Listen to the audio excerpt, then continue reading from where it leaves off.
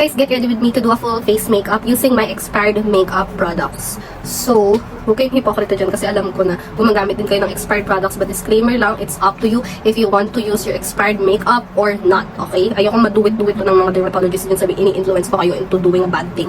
Like, no, foundation. So, ang foundation na to, nakuha ko to sa barter trade, ganun. Diba sa Facebook, nauso yung dati, barter. Exchange ka ng cotton balls, tapos makukuha mo microwave, ganun. So, pagsamahin ko lang sila kasi hindi perfect yung shade nito. Ito, it's Lutan. And this one naman is like pinkish yung ano niya. And feeling ko neutral lang ako. And let's mix it with makeup spatula. I know, hindi to makeup spatula. Pusher to, guys. Pusher ng nails, okay? Hindi yung iniisip nyo. Pero dahil wala akong ganun, diba? DIY. DIY tayo. College pa ako nito, nasa akin na tong foundation na to. Since ang dami niya panlaman, ayoko namang itapon. Nakakapanghinayang, di naman tayo anak ng presidente. Pero malay mo, di ba? Isang araw, magising na lang ako. Ano na pala ako?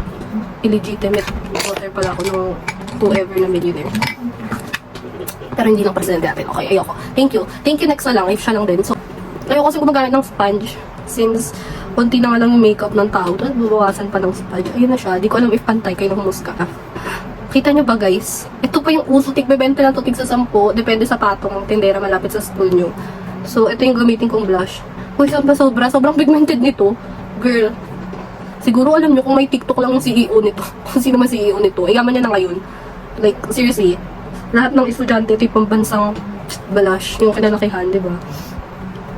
And dead ma lang sa mga basher kung napadami ako ng lagay. Kasi ganyan naman talaga yung lagayan yung dati. Yun ang nangiilam dyan. Anyways, for concealer, ito yung gagamitin ko. Kita nyo naman, simot na siya. Panahon pa lang kopong-kopong tong concealer na to. So, after nyo, na-blend na natin siya. Diba? May eyeshadow, ito yung gagamitin ko. Uncovered 2. Di ko lang tandaan kung kailan pa to, pero feeling ko senior high school ako since ito yung gamit-gamit ko tong graduation ko. So, let's just use this color. Yan. Transition shade Kineme. Ganyan. And simple lang yung eye look na gagawin ko. Hindi ko nabubonggahan. Hindi ko yung pakailamero. And I'm gonna use this one. And for the third shade, I'm gonna use this one. Ibabing out lang. Ganun. Pero yun na yung kakalabasan niya. After that, I'll use this shade. Uy. So lastly, I'm gonna use this. Yung pinaka-light na sa inner corner. Di na ako mag-brush. Ganito na lang. Ayan. Ay puta. Ang dami, be. Nanggigigil ako. Ayan. For eyeliner, the one that I'm gonna use is this Revlon Color Stay. Sis, I swear by this eyeliner. 7 years na siya sa akin and nagagamit ko pa rin siya. So, if gusto niyo ng eyeliner na investment talaga, huwag kayong bumili ng mga mumurahin na tigto 200 pesos, mga pipitsugin lang. Invest in your eyeliner. If someone ka na nag-eyeliner almost everyday like me. 7 years. Since college pa ako until now, that unemployed na ako, nagagamit ko pa rin siya. However, mahal siya. On the pricey side siya, it's 800 plus pesos. If I remember it correctly. See, tingnan nyo, ang dami niya pa rin tinta. Hindi siya yung parang naghihingalo na gano'n. O diba, ang ganda niya. Ang gusto ko yung ganito, yung medyo matataba. Uy, since nakokontrol mo talaga siya. As someone na mabigat yung kamay, gano'n. Ayan, tapos na siya. Magpinsan lang sila at hindi magkapatid. So, huwag nyo nang pansinin kasi nahihirapan na yung tao. Uy, ewan ko. Nahihirapan ako mag-eyeliner. Hindi na akong intrigahin. Ay, nakalimutan ko pala mag-contour. So, mag-contour muna tayo. Ito, Jardine to. Since dati mahilig ako sa warm tone na mga contour. And ito yung gamit-gamit ko. College pa din ako, mga 4th year. I bought this. Expired na siya. And since before, hindi pa uso yung mga cool tone. Or baka nahuli lang ako sa trend na yun. Like, before warm tone talaga yung contour na ginagamit ko. And hindi rin naman ako kaputian nung mga panahon. I think. Or maybe mas maputi ako dati. Like, hindi ako sure. But it is more face real. But it is more face. Sabi mo, sis. And contour lang since hindi ko masyadong makontrol yung pigment nito kasi minsan ang oily niya, minsan naman ang powdery na pagkakuha mo sa kanya. Like, ewan ko, bala kayo dyan.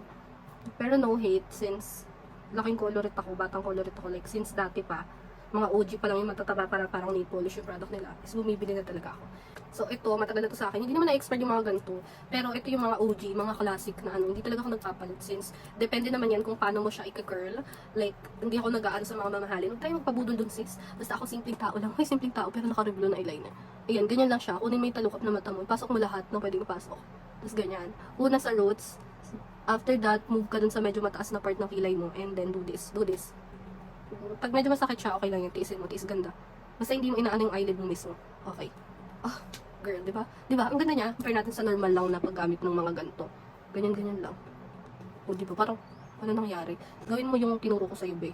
I-mascara mo, and then, di ba? Parang, yung person. So, eto naman, OG to ng mga makeup girlies na pinalaki ni Mama Ann Kalats. Sa kanya ko to natutunan. Forever 21 siya na mascara. And until now, pag minsan-minsan wala akong makapa na mascara, ginagamit ko pa rin siya. Oh, ito kasi pinakauna ko talagang mascara. Hindi kasi ako, as mayabang kasi ako dati, kapag napupuri yung lashes ko, ayoko na mag-mascara, babe. Parang feeling ko, ako na yung may pinakamagandang eyelashes sa buong mundo, babe. Kasi minsan sinasabi, uy, naka-extensions ka ba? Pero lashes ko talaga yun. Pero ngayon, naka-extensions ako ngayon. Since galing ako sa bakasyon na to. Itong lipstick, ito is World War 3 pa siguro tong lipstick na to sa akin. Wala din ako lip liner before, so hindi tayo gagamit nun. Huwag kang mag-inner tray. And ito yung, nakuha ko ata to kay Ray Germar. I don't know, I don't remember kung kanino ko to kanino ko na-influence kasi laking YouTube ako dati, so kung ano like sabihin ng mga YouTuber, binibili ko. Hindi ko alam if kay Ray Germar ko ba to or ewan ko, hindi ko na matandaan kung sino. And yung shade na to is Gatagal. See? Ang ganda ng shade na to, babe. Sobra. Malawal ko tong shade na to. Wala akong ibang lipstick na may ganitong shade. Ito lang talaga. Kaya, hindi ko siya tinatapon. And minsan, pag gusto ko ng pang everyday na abebe lang, pero mukhang clean girl, I reach out for this. So, eyebrows naman, bago ko makalimutan ng lahat, ito, this is by Beauty Glaze. Diba, nakita nyo, mukha na yung inaamag natin. Kita nyo naman yan. Walang-wala na siya, pero hanggang ngayon is ginagamit ko siya. So, tapos na tayo sa brows. We're almost done. Pero, I'm gonna set this with powder since kita nyo, nagsho-show up talaga yung oiliness ng tao. So, as contour powder, wala ako nyan. And, yung pang blush na powder, wala din ako nyan before na expired na. And, as powder, ito na lang yung meron ako. Hindi ko to nasimot. It's just that happens. Naglinis yung papa ko sa kwarto ko. Kasi nabagsak niya to. So, kita nyo. Ang dugit niya na ba eh. Shawil to. Wala na sila nitong lip gloss na to. It's like color changing lip gloss. Nabili ko lang to before for like 40 pesos kasi naka-sale. And feeling ko that time, i-pull out na nila yung product. Kasi nung gusto ko pang bumili ulit, and yung pinsan ko na gustuhan niya to, wala na daw silang stock. I also check online and they don't have this same one. Para siyang may pagka-lip oil sa bibig. Hindi siya super lagkit. Ayan. Ang ayoko lang talaga sa lip gloss is, as a commuter girl, dumidikit yung mga buhok ko sa kanya. Nakasakay ako sa jeep.